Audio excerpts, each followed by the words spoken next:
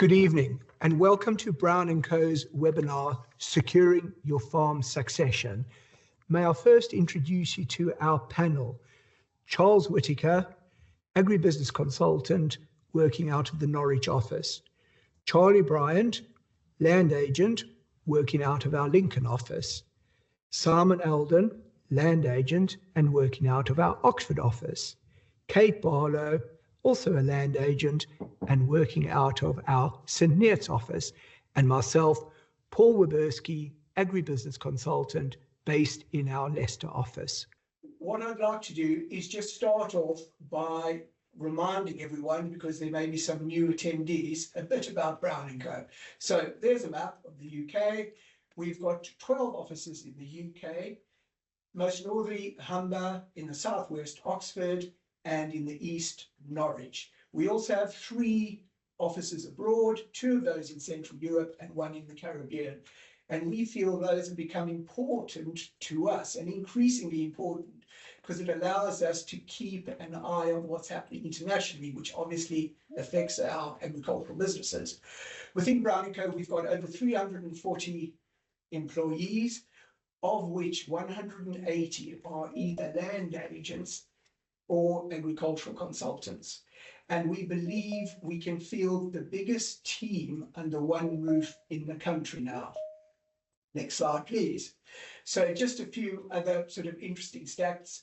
Over 65% of our firm's turnover comes from advising rural businesses. So it's core to what we do. Our BPS footprint was over 1,300 applications and nearly 550,000 acres. We all know that next year it's only £600, but that's the subject for another conference. Our SFI footprint is now in excess of 1,200 agreements covering 800,000 acres. And we're involved, and I'll say actively involved, in joint ventures extending approximately to 90,000 acres. What this means is we have a true barometer about what's happening in your industry.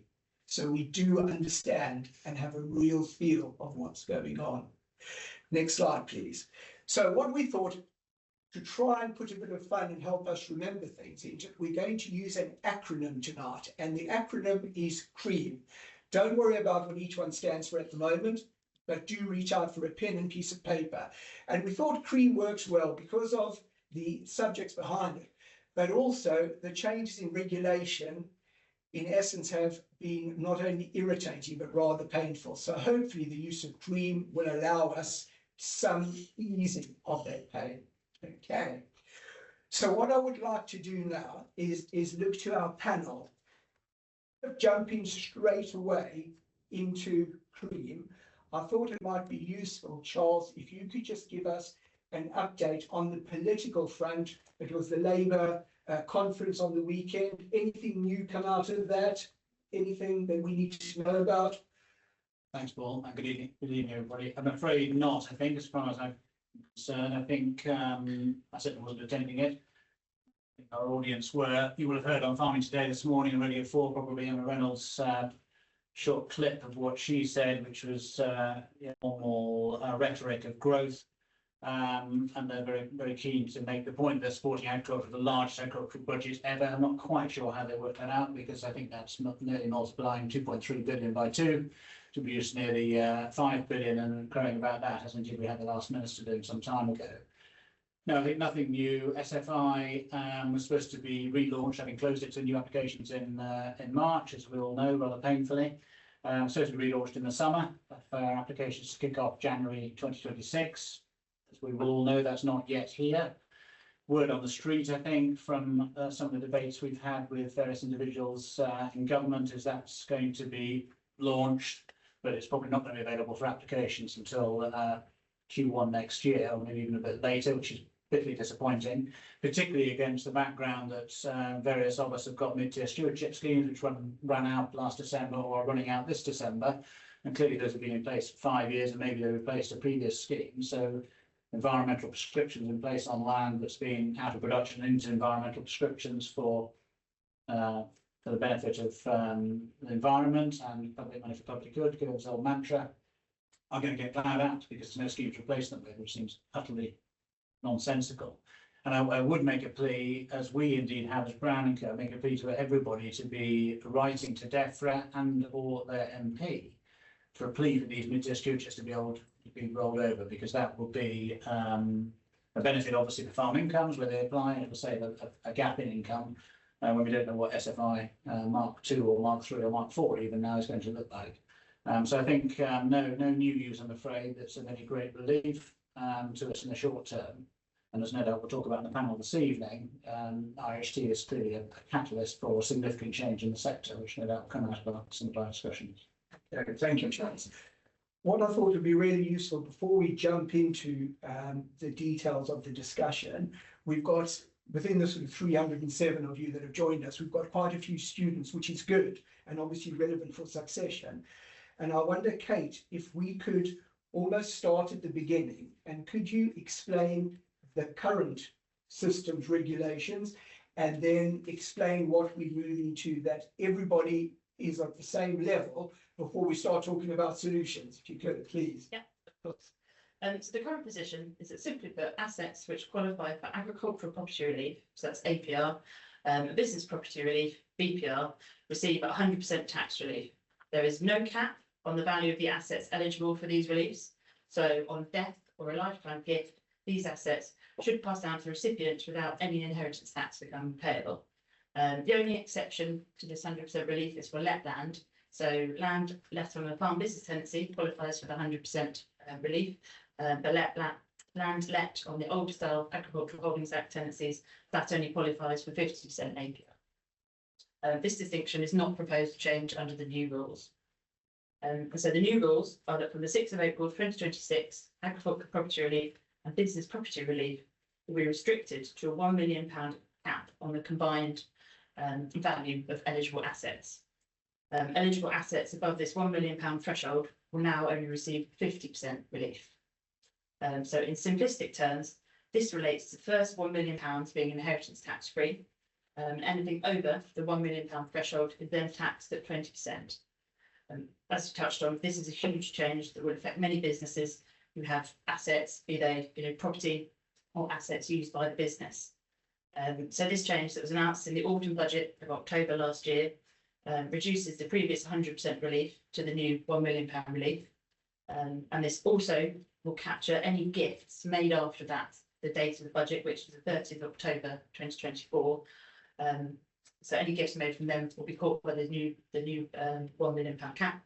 And these new rules will apply on death if the owner dies after the 6th of April 2026. Okay. And with values having done what they have over the last few years, 1 million is actually not a lot. And you're farming, even back to my college days, we've always known farming is asset rich but cash poor, and it's not even worse. Okay, so let's deal with our acronym and start sort of working through that. So the first one, C, is calm, and I'm going to take that. And so the first bit is don't panic. There is time to do something.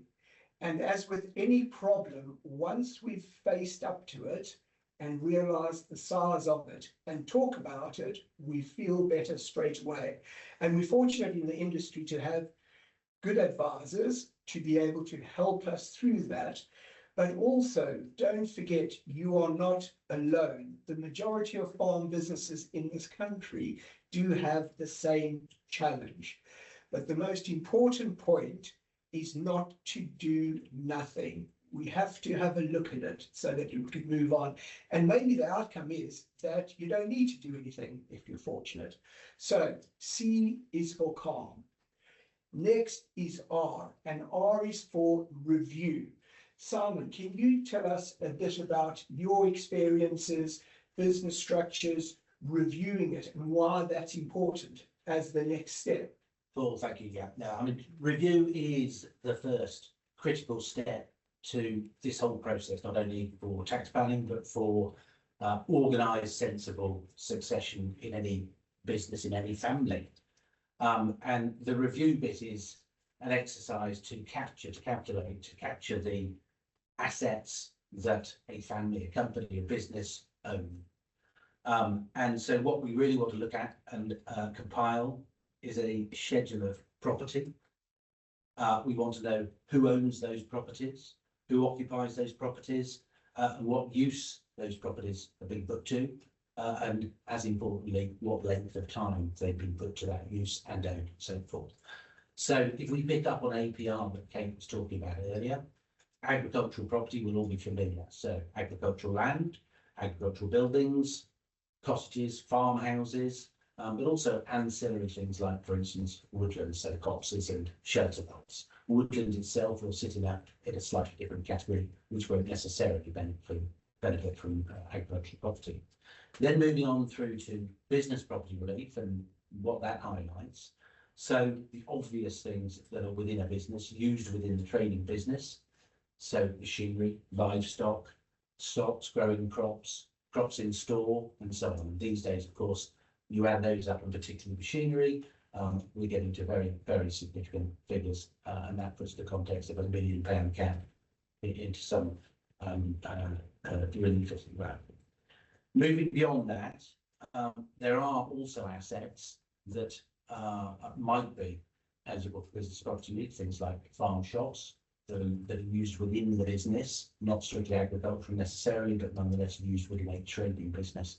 And even beyond that, there'll be assets that are either within a business or owned on farm. We're all too familiar with things like commercial buildings, offices, workshops, and so on, storage buildings that are owned by family businesses, and they may or may not attract business property relief, depending on the amount of property, non-trading property within an ownership. So we've looked at sort of, if you like, the real estate and the working machinery within a business. It's then important to look at, and people do forget that people also have personal assets, and those in themselves can be quite significant: pensions, life insurance policies, investments in the form of stocks and shares, and so on, and also personal assets like cars and cash in the bank. I've just been watching the House of Guinness, and Mr. Guinness died with today's equivalent of £1.6 million in his personal bank account. People do have cash, and certainly cash within a business. For instance, an excess cash within the business is an important issue. So we've identified what assets are held by families. It's then a question of who owns those assets, and that may seem an obvious question, but the answer isn't always necessarily obvious. And indeed, there are plenty of people who don't actually focus on understand where those assets are held. They may be held within a company wrapper, they may be in a partnership, and even in a partnership, those assets, the capital profits from those assets can be distinctly held in different proportions from the income profits. So it's really important to focus on those. And then, of course, assets can be held outside corporate wrappers and so on. This is really where our other professional colleagues that we were talking about earlier, accountants and solicitors, really come in, because they're part of that picture and understanding actually where things are held. It's also then important, I think, to understand who occupies these various assets, because again, it's not always obvious. There may be tenancies in place, for instance. So a partnership may hold a tenancy over property that's owned personally, or indeed there may be a company tenancy. And do we actually have sight of these documents? Where are they? Some of them could be very historic and effectively have been ignored for many years. And a lot of this has a bearing on, I think, something that Charlie's going to talk about later, which is evaluating and valuing these assets.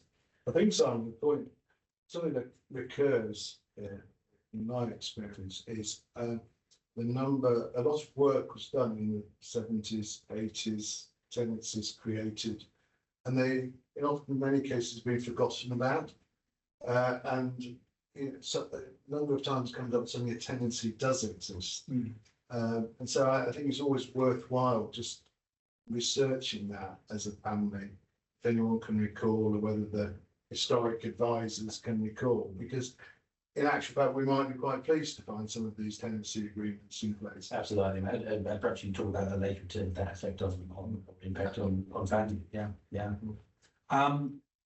And then, so moving past those assets, who owns them, how long they've owned, and so on. I think probably the final question that I would always ask clients in compiling the schedule is actually what are individuals' aspirations going forward, but also really importantly what their needs and wants. So I'm thinking of things like pensions, and income going into old age, and also healthcare and things like that. So all these things on the face of it seem obvious, but it's really important that they compile in a logical, comprehensive place so that the advisors can then work through those logically to come to a workable solution. So actually almost a housekeeping, one of the good elements that have come out of this now will force us to get out that bottom drawer, sort of ask Randy what actually happened 40 years ago, dust off the paper, or potentially update those partnership agreements. Yeah, I agree, Paul. I mean, this is a catalyst, a major catalyst against the background of an industry that is often, effectively put heads in sand. Yeah. This is a catalyst not only for tax purposes, but for just orderly succession and bringing in successive generations into a working business and a place where people live. Yeah. And I think in families, communication hasn't always been the greatest skill. Even before in my short career, I mean, several instances where clients, a parent had died and they found there were 5 additional bank accounts that they never even existed. So no, good point. Okay, well, once we've spoken about reviewing what we've got and who owns it, Charlie, I think as an experienced valuer, we then move to probably how do we value it? I mean, a lot of farmers every year do a bank balance sheet, that we've got to do to sort of renew the overdraft. Does it need to be more than that? Is that a good starting point? Is that what they need? Well, I think ultimately it's going to have to be more, isn't it? It's going to have to be a formal valuation, whether you do anything like transferring assets or not. At some point in the future, any valuation going forward is going to have to be a formal valuation. That may be because you've chosen to do nothing and you're going to die, or you're going to need a formal valuation then. Or if you're going to start transferring assets around, you need a formal valuation of that point. And I think the important thing to note is these valuations are likely to be considered by the revenue going forward. It's going to be something that's investigated. So, yeah, ultimately, when we get to that stage, they're going to have to be formal, and they will be challenged. However, at this stage, I think we can sort of get the ball rolling, or at least keep the ball rolling. Simon's armed us now with a copy of the partnership agreement. He's armed us with details of who owns what, how it's held. He's told us about tenancies that exist, which we mustn't overlook, because various leasehold interests under the Agricultural Holdings Act could be an asset which is chargeable for tax, especially for joint tenant, or someone's lucky enough to have somehow got a company tenancy under the AHA. So, but we're armed with all this information. We can now start building the valuation up. And my approach, as I said, to help the process is to encourage and start some strategic discussions about valuations. Let's try and assess what the problem is. Let's try and assess each person's liability. Let's try and assess how big is this potential problem we've got. Because the good news is, in some cases, it might not be as bad as one thought, and there may be a simple remedy for it. But I think until we know that, we can't really move forward. So I tend to approach evaluation, especially in a family situation, by taking each individual entity and valuing their individual entity as per their ownership. Now, that may sound obvious, but of course, a farm may be split into many entity ownerships, of course, which may present very differently in valuation terms when compared to the whole. And there may be a discount of value, there may be an increase in value, I don't know, until each situation is considered in isolation. The big point, so what do you mean there could be a discount in value depending on ownership? Just expand on that. The one thing where we can make deductions to value is where we do have joint ownership. In some situations, not all, but in some situations where an asset is held jointly by 2 parties, then we can actually discount the half share by a percentage to reflect the fact it's only a part share, which actually over a big acreage can be quite a reduction in value, and it's quite a justifiable thing to do. Yeah, So- so when you layer those valuations and those sort of considerations over the schedule of assets and so on, it really then begins to tease out these issues and the possibilities and the ways and points the way of how, you know, a solution. Well, yeah, and also the thing is, it helps you to start putting some flesh on the bones of what the liability is for each person within the business, family, whatever. And I think that's crucial, isn't it? Because you know, I mean, when the announcement all came out, there was certainly, this is almost Armageddon. You know, it's going to lose everything. But you know, as you said, we've got to calm down, reflect, and put some figures on this and see how big the problem is. Once we've evaluated the farm and the entities within it, I think we're in a position to start working out what each individual's liability is. So that's really the evaluation part of the process. And then we move on to the bit which is probably the most exciting bit, really, because it gives us the opportunity to assess what the family, the directors actually want.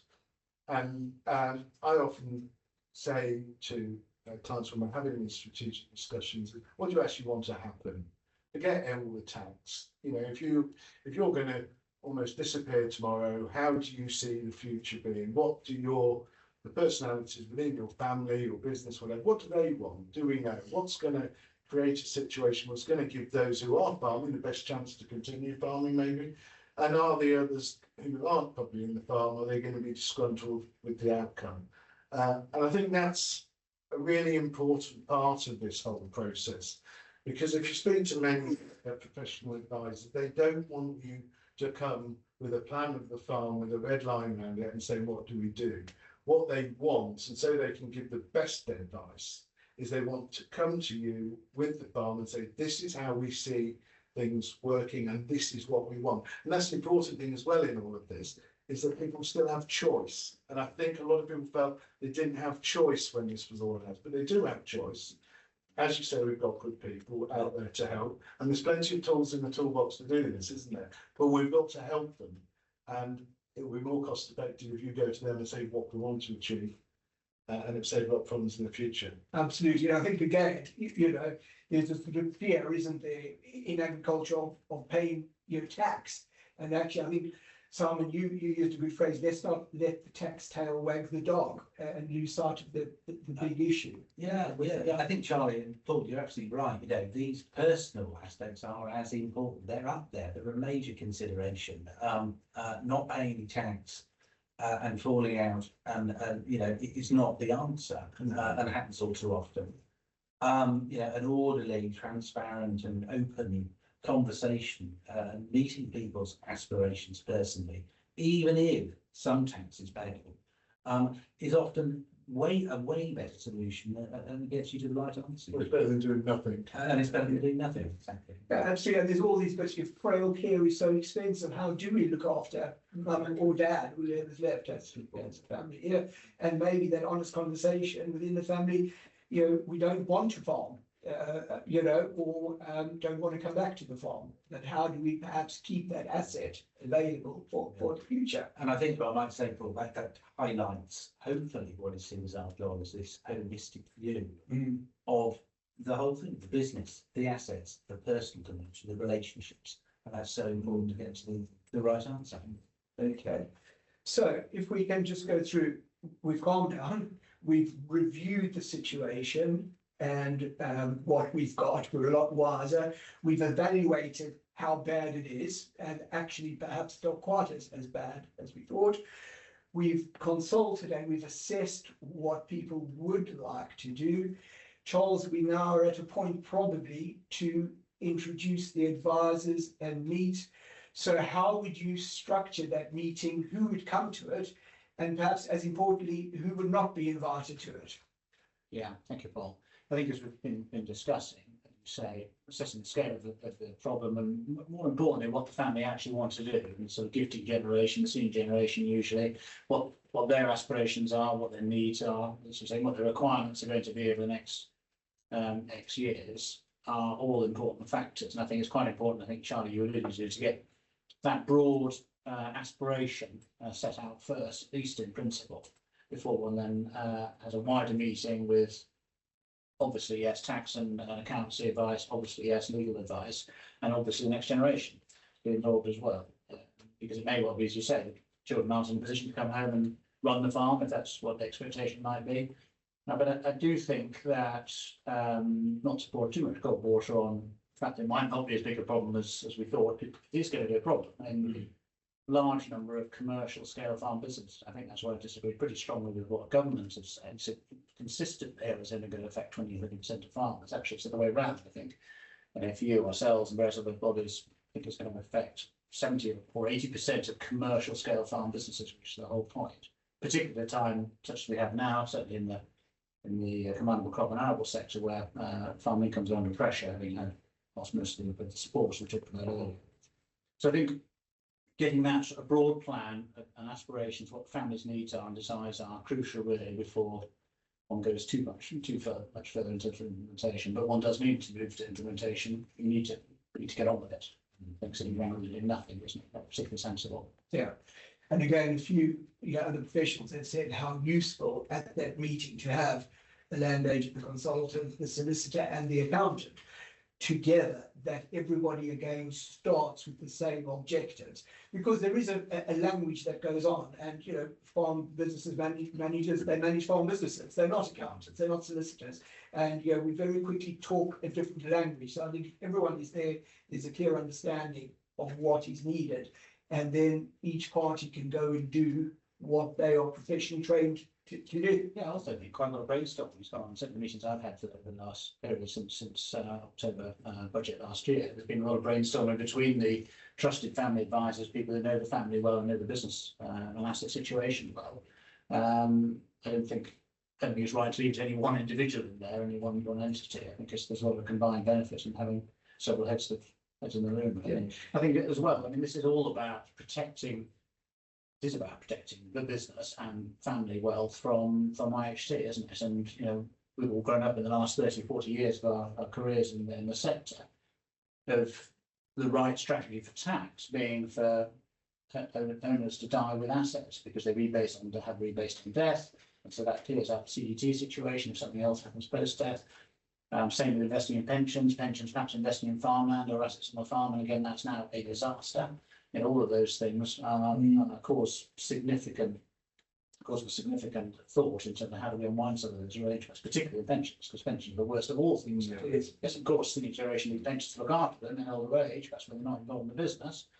But hey ho, we've now got $1.5 million in a pension fund or $2 million in a pension fund, and it's going to be taxed on death at 40% no relief. 40%, yeah, I was just going to say. And the beneficiaries are another 40%, they take it out. Yeah. So pensions are a pretty good disaster, and it's quite odd why there hasn't been more pushback, I think, to government about what's happened to pensions, because it's a direct disincentive for pensions to be invested in for old age. And that's the asset value of the pension fund that gets taxed. Yeah.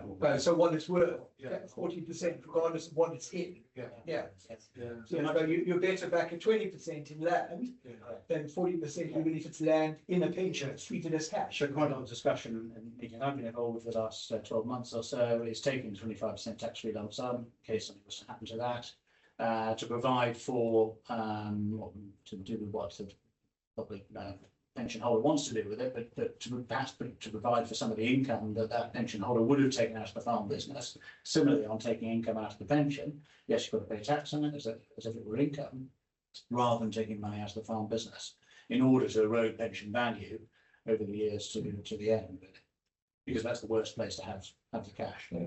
And it was something that suited farming businesses, and you could leave the pension in trust to go on to the children, and now that's Well, just pick up on one of the questions that you did ask, was who not to invite. Yes. I think Charles avoided that one, but I'm going to tie in really with what Charlie was saying. And you get together a group of professionals, which is quite right. The problem once you've got that information, that base information, and particularly people's aspirations, can be quite daunting. And I think Charlie makes a very good point that actually, if you simply have a family and you're open and honest, and you deal with those aspirational issues and so on, you can then present, as Charlie said, instead of just a red line plan saying, what do I do? You've got a game plan, and that probably is an easier first step rather than aspirations, which is, has a cost benefit. Absolutely, and I suppose the periphery, I don't know, you call them stakeholders, one can quite easily see when you think about balance sheets or values, there's a pot of gold. Well, actually, there isn't. It's only realised if it gets turned into cash, and actually, it's not a cash generating machine. And I think one can have pressures on families from those that don't understand the reality of it, without sort of saying too much about that, and we get onto the whole sort of divorce scenario, which we talk about perhaps a bit later. So, okay, could we, Charles, could we have a look at the case study, and if we could put the slide up. This is an example of okay, it happens to be 1,000 acres, but one can adjust the slide to any business.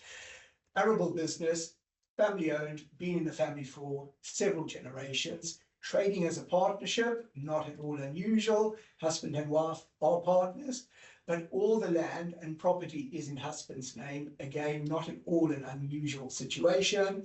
Yes, it's run in hand. Son and daughter in their early 30s, and both are off the farm with careers outside of farming, and you can't blame them what sort of returns have been. So next slide, please.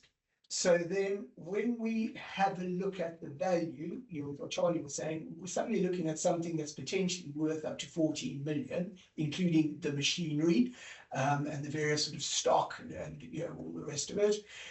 Debts, 500,000, not at all unusual for a business of that size. Working capital, in fact, that's probably a bit small. Making a profit of 70 to 100,000 pounds a year. And hasten to add, Charles, probably isn't a 2025 harvest result. I can certainly in my area it's not. But it's a 2.6 billion inheritance tax bill. And to make the maths easy, I believe we've got 10 years to pay the bill. So 2.6 billion divided by 10, 260,000 a year. Well, a business that's making 70 to 100,000 profit just can't afford to pay the tax bill. So what do we do? What sort of thoughts can we have, Charles, about how we deal with this, please? Yeah, let's slip back into a bit of politics first. And that's not an exceptional business, but lots of similar family discussions we've been having of that size, bigger and smaller. I think, as you say, that tax is not affordable. There's no way it's affordable. Of course, maybe we're a bit focused on the Midlands and the East of commandable crop results this year, as you say, utterly appalling, really, generally. And of course, again, I think DEFRA have got the wrong end, or government, it's HMRC, and government have got the wrong end of the stick in terms of, yes, they might talk about farm incomes being stable, actually went up last year, I think, but if you look at what's happening in pigs and poultry, sheep and beef, dairy sector, root crops, veg, have all been relatively okay up until more recently, possibly, and still some very good cash generators. But in all broad acre arable cropping, commandable cropping, it's been pretty grim. Its costs have risen and commodity prices haven't particularly. It's not just here, it's globally.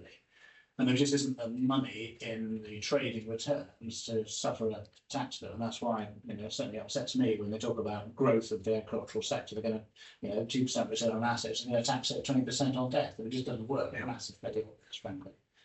So in this particular situation, I think it's a second generation farm now, and then the sort of hot seat, as it were, at the spotlight.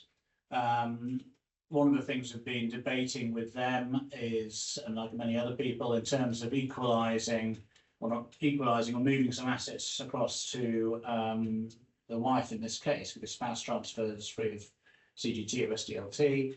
And of course, we do want to claim another £1 million of relief, because again, something that's not been widely, or certainly hasn't been admitted by Treasury. Treasury still think we've got 2 million, or even on some of those examples, 3 million of relief for a farm business.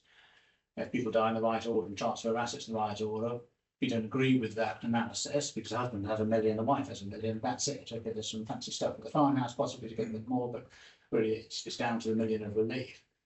So the first thing is move land and property into wife's name so that she can have £1 million of relief on her life as well. Secondly, the other consideration for that is usually, and we've got into this over the last 12 months, it's cheaper to insure ladies of a similar age to men because of life expectancy. So that's another sort of tick in the box in terms of what we do about further gifting. And so if some of the land and property is already in a wife's name, she's a partner in the business, and she's already owned those assets, she can gift those on to next generation, and we can under what we call a potentially exempt transfer of PET. You've probably heard that acronym. People are talking about this to their accountants and advisors. And then we insure her life under that potentially exempt transfer with what we call inter vivos insurance, which is a declining value of insurance, a liability starting high at first year and then decline to nothing at 7 years. And that isn't as expensive as you might think. It's significant, and out of fund profits, it's especially tax profits. It's another number we don't need, but it is a method of ensuring that potentially exempt transfer, so there isn't a nasty sting in the tail if something should happen to the giver during that period. There's a debate which I've been heavily involved with in terms of whether a wife involved in the partnership for multiple years, partnership utilises the land that husband owns in the business, whether that can be gifted to wife. Wife can then straight gift that through to the children without having to hold it for a qualifying period, which would normally 2 years.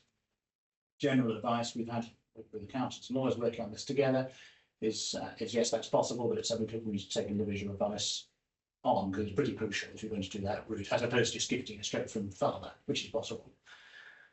So we've talked about inter vivos cover for those gifts, and again in this particular case we're talking about giving 25% of the land, or more likely an interest in 25% of the land, rather than here's 250 acres. Partly good break on dispute and divorce in the wrong order, or things happening of that nature. Charlie said ability to discount values for shared interests and partial ownership and interests in land. And we, in this particular case, though it's not making a huge amount of money, we think we can do without 25% of the profits from the farm, because of the reservation of benefit issue, and therefore the children would take roughly 25% of the profits, or a rent, if that's the way one chose to do it on a whole block of land.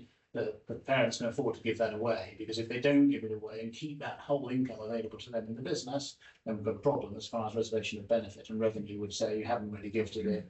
The 7-year clock hasn't started. Tough mistake, basically.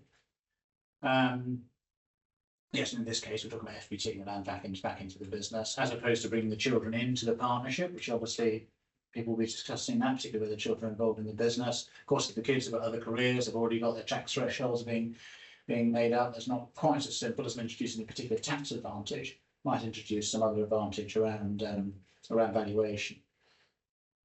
The other thing that there's been much discussion about, and we're having a debate about this before this session, about trusts, because I think probably fair to say there's a bit of baggage around trusts in the past. Tax rules have changed after trusts have been set up.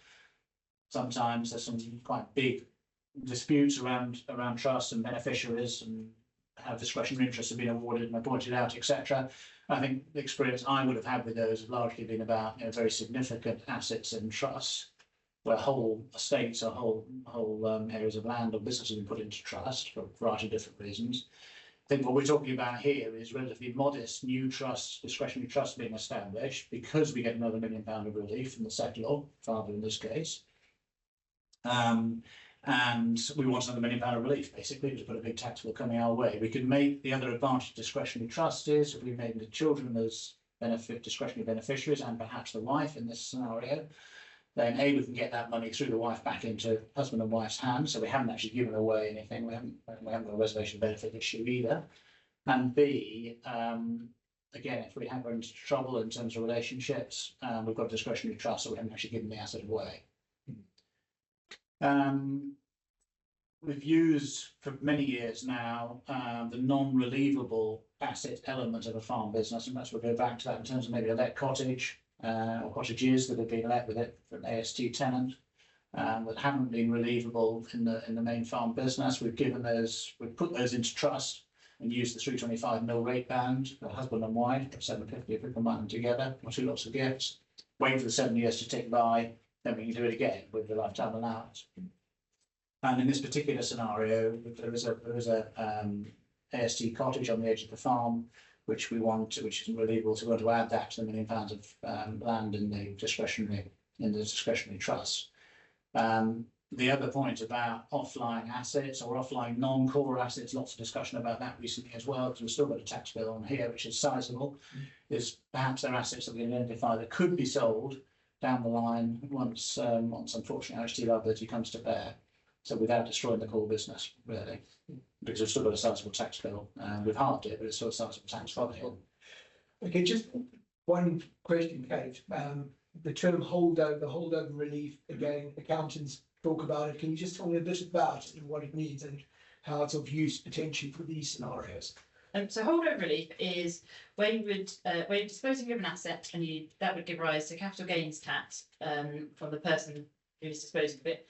And if you transfer that by way of gift, you can use a term called holdover relief, where you agree the person receiving the gift agrees to pay the capital gains tax on the asset when they in turn sell or dispose of it, but they have to pay it from the base cost, which is the cost from the person who gave it to them.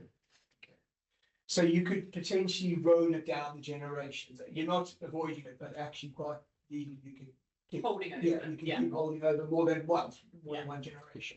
Okay. Can I just ask a question, Charles? There's pretty dynamic stuff going on in your case study, movement of trusts, this, that, and the other. And can I ask for the start? And it displays the number of tools that are available to professionals and their families to utilise. Can I ask if you cast your mind back right to the starting point of the exercise when you engaged with your clients? Did they largely do as I suggested, where they came up with an idea of what they wanted to do? Was that the starting point? Because I think it's a great example, if that was, that how you can come up with what you want to do, and then you can start Looking for the solutions, tools. Or your job as client is to say, this is what I want to do. Yeah. Well, I think they're no different in that particular case to many other cases. Farmers, all of us, we want to keep doing what we're doing, and anything that challenges that can be a bit threatening. I think in that particular case, the children aren't going to suddenly become farmers, and I think we've got this in many businesses at the moment. We're a reasonably aged population in agriculture, aren't we? I don't know what the stat is, but it's certainly well over 60. And so sooner or later, we're physically not capable of doing the work that we were doing when we were younger. And this is a problem on some particular holdings, and probably be one on this holding as well, really, because so the work is done by that individual. Got to pay somebody else to do the work. Somebody at P&L account and plus 50, it's 10 or whatever the number might be, but somebody else is doing it, and it's not sustainable. And I think that's particular concern in this case as well, and a realisation that actually, when push comes to shove, probably some assets will be sold to pay the tax bill. But really, it's about their particular driver is protecting the asset value they've created, the market has created over the last X years, to be able to leave to the next generation in a tax effective way as possible and continue to do what they want to do, which is fun.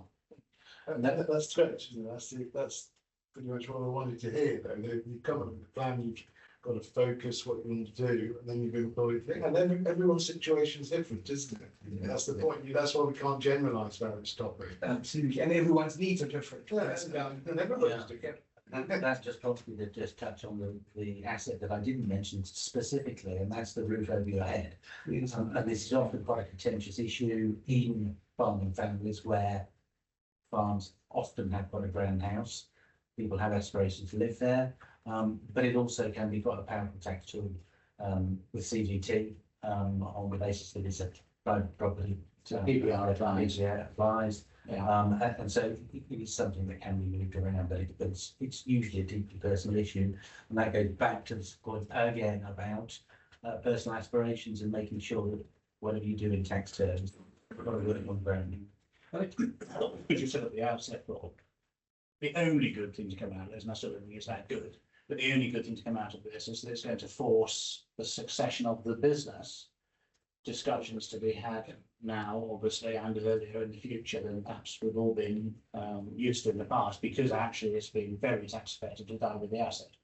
And so perhaps we've been slow to sort of engineer some of those changes, which depends on the business size, doesn't it? I mean, it's all well to say that, but if you're 3, 4, 500 acre command of a crop farmer making 20, 30, 40, 50,000 pounds, there hasn't been room to bring the next generation to businesses. It's not easy said than done. And that catalyst may well point to an ultimate sale of everything. Yeah. Because it is the generational aspiration. Absolutely, that's right. It may be the best solution. Yeah. Just, I'm conscious we're over time, but there is just one thing I wanted to pick up on. Reviewing agreements, perhaps updating the partnership agreement.